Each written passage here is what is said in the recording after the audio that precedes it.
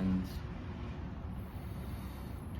I'm out here on a rather cold Houston morning, right outside Annalise's bedroom, so I'm not going to talk too loud. She's still asleep. I just had a lovely morning, and something came up in meditation. I had an interesting experience in meditation, and I wanted to, oftentimes these days I've been reflecting on the day during my video post, but today something came through that I felt like was important enough that I just wanted to go right at the top of the day. And because I was sitting, I was doing my QiGong. It was still while I was doing QiGong. And sometimes I'll notice, as I'm doing my practice, QiGong is a fantastic diagnostic tool, as meditation is as well. Because if I'm distracted, or if I'm if there's emotional turmoil, if there's psychological turmoil, friction, whatever, it's all very visible. The stillness of the practice throws it into relief. So I'm doing my practice and I'm noticing, wow, I'm just kind of all over the place, and I noticed, actually the first thing I noticed was I noticed myself kind of shutting down. It was like I was just closing down. I was standing on my feet, so I wasn't falling asleep, but it was like I just had this desire to not keep practicing, or it wasn't even a desire to stop. It was more like I just kept drifting off. And I've had that before. It comes up in my practice. Usually when I'm practicing regularly, I have it less. But I haven't learned that it's a sign that something else is happening. It actually has nothing to do with the practice. It's not that I don't want to be practicing QiGong. It's that there's something that the QiGong practice is causing me to experience, or bringing me up into closer contact with. And I have to, and if I don't open myself to that, then the only alternative is to close down, to kind of shut down. The mind has to literally start trying to block that out, and a process that involves a lot of stillness, a lot of connection to the body, connection to what's happening in my system, connection to what's happening in my mind, isn't what the mind has in mind when it comes to shutting things down. It kind of wants to do the opposite. So I observed that, and pretty quickly, once I saw what was happening, I was able to kind of give myself the instruction of, okay, just breathe for a minute, let's see what this is, let's feel, let's not, if shutting down is what's happening, what does it take to not shut down? What is it I have to feel? What's actually there? And I noticed that it was a bunch of conundrums, psychological conundrums, emotional conundrums. It was a bunch of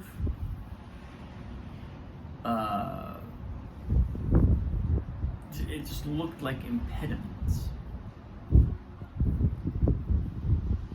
And as it was like I didn't want to see the impediments. I don't actually want to look at the road that's so cluttered. Or alternately, another image is like I don't see a way through. It's like I don't know that I can get through these impediments. So rather than look at them and identify them and see see what they actually are, what type of impediment, what type of action do they actually, what type of impediment are they, and what type of action do they require, I was just like, look away, zone out, don't feel my body, don't get too conscious. And so that was but again, this is the value of a practice like either qigong or anything that brings stillness and presence to the body, and or stillness and presence to the mind.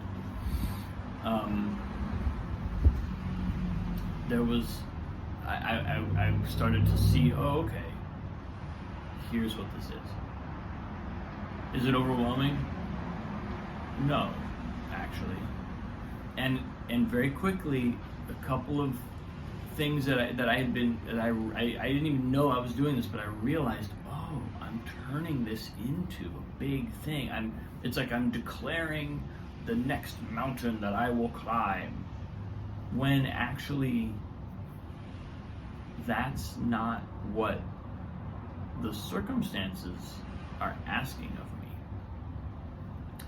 So of course we're dealing with a pattern, right? Whenever we're responding either psychologically or emotionally or physically or verbally or whatever, compulsively, it means there's a pattern. It means there's something, something is being triggered where we are doing something automatically that may or may not be appropriate to the circumstances. And in this case, it certainly wasn't. I was like, oh, if I think through this thing that I'm turning into a giant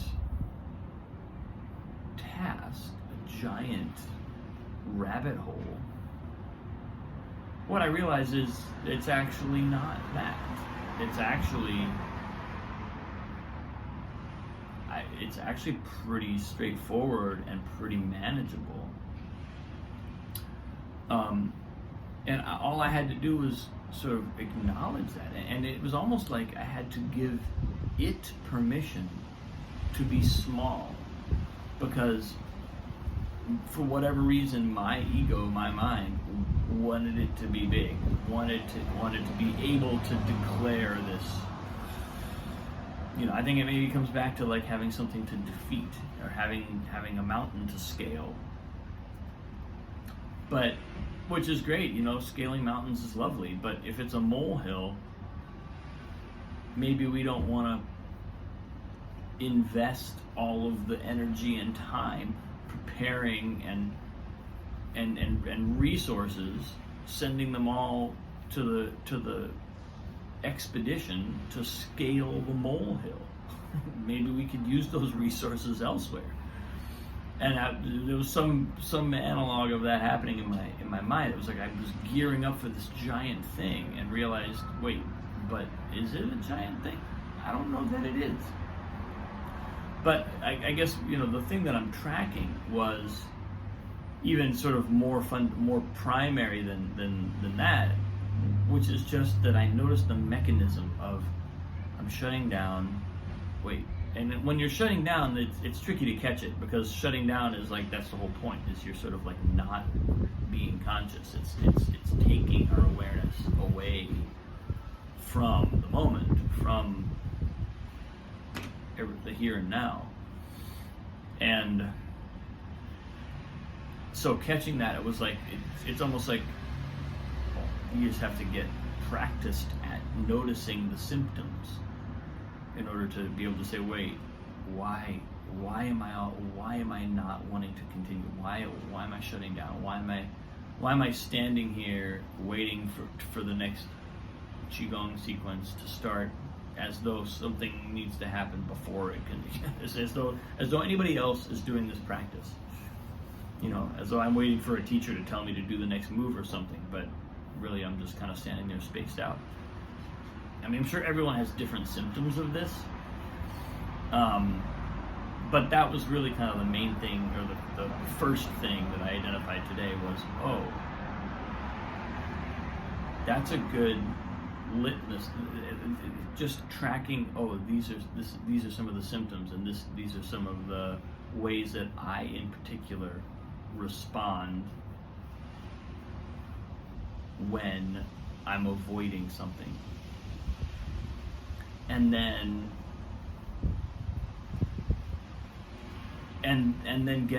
being willing to get specific, being willing to kind of.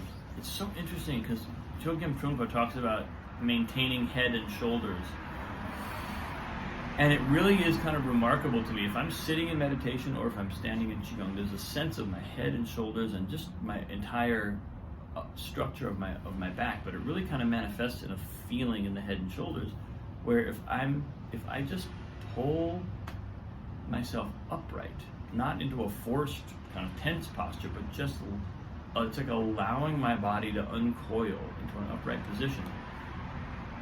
There's an energy stream that comes in. It's like I'm connecting to the earth. I'm connecting to outer space, to the heavens. There's a line of energy. My mind clears, and emotions come online. I start feeling things. My body is permitted to resonate with whatever's going on within it.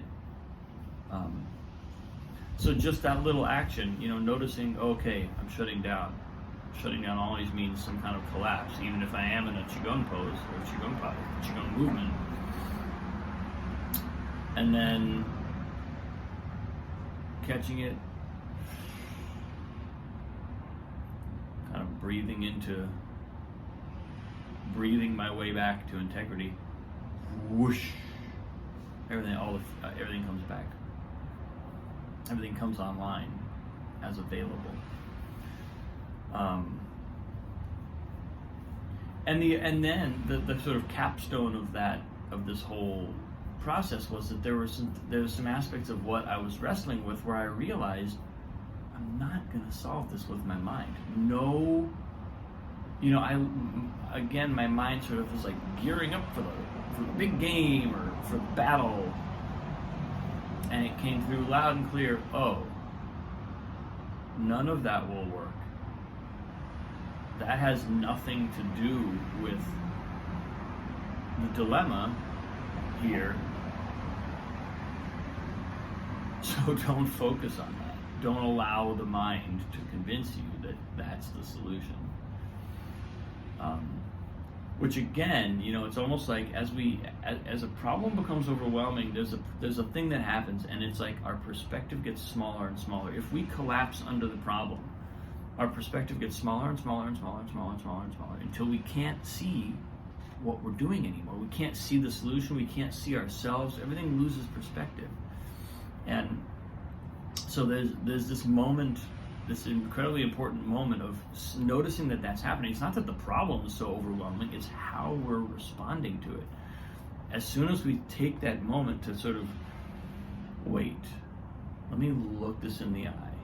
Let me breathe into my system, feel what I'm actually feeling, honor what's really going on in me. As soon as that happens, as soon as I do that, it doesn't mean the solution immediately presents itself, but it means that all non-solutions become no longer things that I have to invest a bunch of time and energy in. And the problem itself begins to look like one that has a solution, as opposed to looking like one that I just want to avoid and not pay attention to. So that was it was a very powerful kind of series of almost like the mechanics of this internal process that I was witnessing. So I wanted to share it. But thanks for watching, folks. I'm gonna do some more of these in the morning. I like it out here. I appreciate you. Have a wonderful day. See you tomorrow.